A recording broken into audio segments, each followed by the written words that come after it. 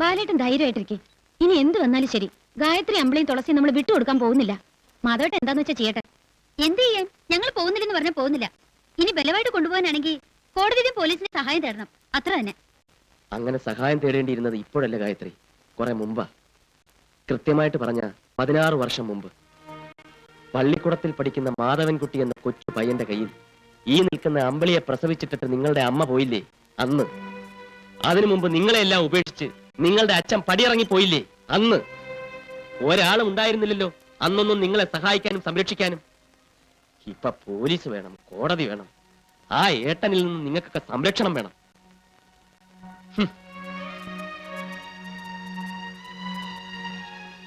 ഇങ്ങനെ ഒരു ഏട്ടനെ കിട്ടാൻ നിങ്ങളൊക്കെ തപസ്സിരിക്കണം, തപസ്. നിങ്ങൾക്ക് വേണ്ടി അല്ലാതെ ഒരു നിമിഷം അയാൾ ജീവിച്ചിട്ടുണ്ടോ? അയാൾക്കൊരു ഭാര്യ വേണം, കുടുംബം വേണം, കുട്ടികൾ വേണം എന്നൊരിക്കലെങ്കിലും അയാൾ ചിന്തിച്ചിട്ടുണ്ടോ? നശിക്കുകയാണ് മനുഷ്യൻ. നിങ്ങൾക്ക് വേണ്ടി സ്വന്തം ജീവിതം നശിപ്പിക്കുകയാണ് ആ മനുഷ്യൻ.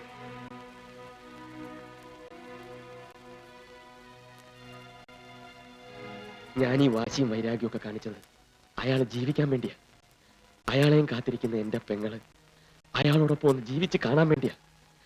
അല്ലാതെ അയാളെ തോൽപ്പിക്കാനല്ല, അയാളെ തകർത്ത് ആ ജീവിതം ഇല്ലാതാക്കാനുമല്ല. ഇനി ഒരു നിമിഷം പോലും നിങ്ങൾ ഇവിടെ നിന്നുകൂടാ. എത്രയും പെട്ടെന്ന് നിങ്ങൾ ഇവിടെ ഇറങ്ങി. ഞാൻ വരാം, ഞാൻ കൊണ്ടുപോയാക്കാം. നിങ്ങൾക്ക് വേണ്ടി മാധവേട്ടനോട് ഞാൻ മാപ്പ് പറയും.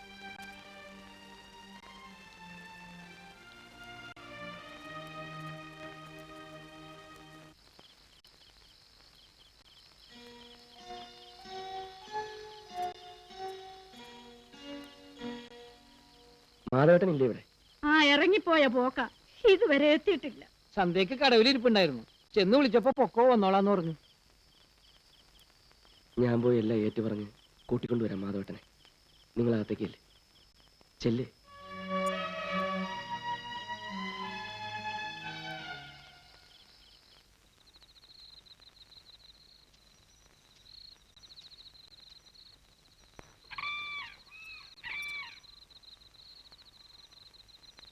മാധവേട്ടനെ വേദനിപ്പിച്ചതിനൊക്കെ മാപ്പ് പറയാനാണ് ഞാൻ വന്നിരിക്കുന്നത്.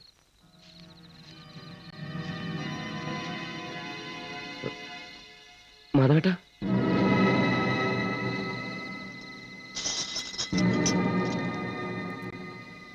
എന്താ ഇതൊക്കെ?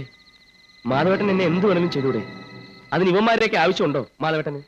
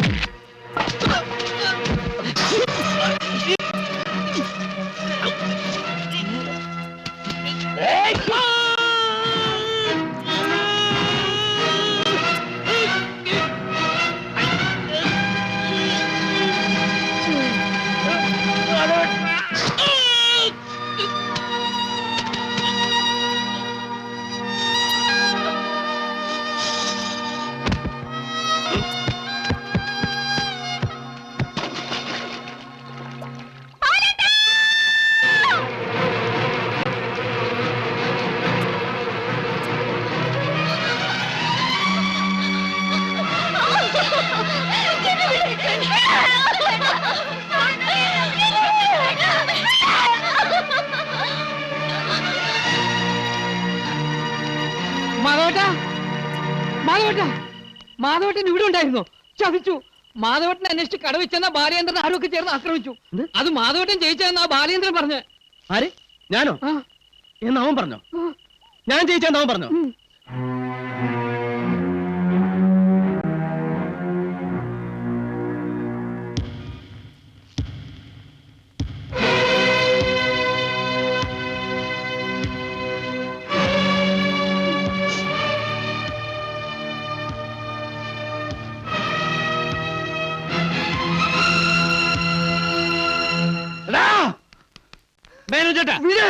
കൊല്ലണവനെ, എനിക്കവനെ കൊല്ലണം. എന്റെ കുഞ്ഞിനെ ഈ നിലയിലാക്കി ഇവനെ ഞാൻ വിടില്ല, ഇവനെ ഞാൻ വെറുതെ വിടില്ല. പറയുന്ന കേക്ക്. എനിക്കൊന്നും അറിയില്ല, സത്യമായിട്ടും അറിയില്ല. ഞാനാ ഇത് ചെയ്തതെന്ന് ബാലേന്ദ്രൻ പറഞ്ഞു. നിർത്ത്. ഇനി ആ പേര് പോലും നിങ്ങളുടെ നാവ് കൊണ്ട് ഉച്ചരിക്കരുത്. അത്രയ്ക്ക് നീചനാണ് നിങ്ങൾ, ക്രൂരനാണ് നിങ്ങൾ. ഇങ്ങനൊരു ഏട്ടനെ കിട്ടാൻ തപസ്സിരിക്കണം. ആ ഏട്ടൻ എന്നെ കൈപിടിച്ചേൽപ്പിക്കാതെ നീ എന്റെ ഭാര്യയാവില്ല. നിന്റെ ശരീരത്തിൽ ഞാൻ തൊടില്ല എന്ന് പറഞ്ഞിരുന്ന് നിങ്ങളെ മനസ്സിൽ പൂജിച്ചുകൊണ്ട് നടന്നിരുന്ന എന്റെ ബാലേട്ടന്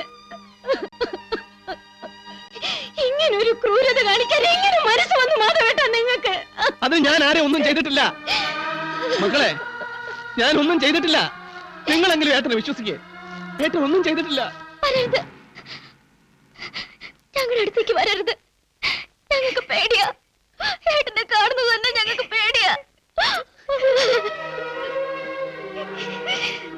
എന്തിനാ അച്ഛൻ ഉപേക്ഷിച്ചു പോയിട്ട് അമ്മ മരിച്ചിട്ടും ഒക്കെ ഞങ്ങൾ നോക്കിയതും വളർത്തിയതും? അന്നേ കഴുത്ത് ഞെരിച്ച് കൊല്ലായിരുന്നില്ലേ ഞങ്ങൾ അഞ്ചില്? ഇങ്ങനെ വളർത്തി വലുതാക്കി ഇഞ്ചിഞ്ചെ കൊല്ലണമായിരുന്നോ? ഗായത്രി, ഇതുകൊണ്ടൊന്നും തീരാൻ പോണില്ല. എന്റെ ബാലേട്ടന്റെ ജീവൻ എന്തെങ്കിലും സംഭവിച്ചാലുണ്ടല്ലോ, ആ നിമിഷം ഞങ്ങൾ 4 പേരും നിങ്ങളുടെ മുന്നിൽ വന്ന് തീ കൊളുത്തും. നിങ്ങളുടെ കൺമുന്നിൽ കത്തിച്ചാമലാവും. അപ്പോഴേ നിങ്ങൾ പഠിക്കൂ, അപ്പോഴേ നിങ്ങൾ പഠിക്കൂ.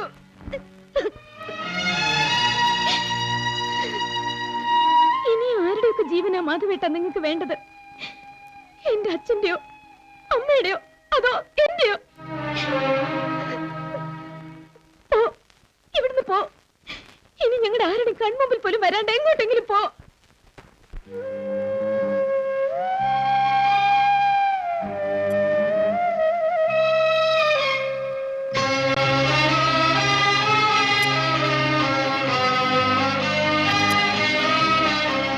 na na na na na